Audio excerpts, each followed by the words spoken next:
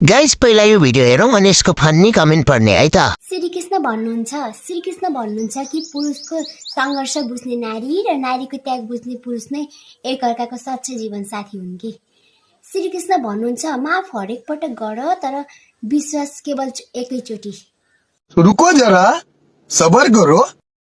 श्रीकृष्ण भन्नुहुन्छ जहाँ बोल्न आउँदैन त्यहाँ चुप्पा लाएर बस्नुपर्छ।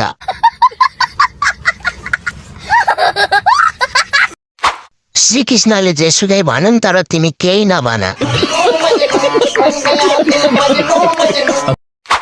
यो सब सुनेपछि अब श्रीकृष्णजीले जिब्रै काट्नुहुन्छ, केही भन्नुहुन्न।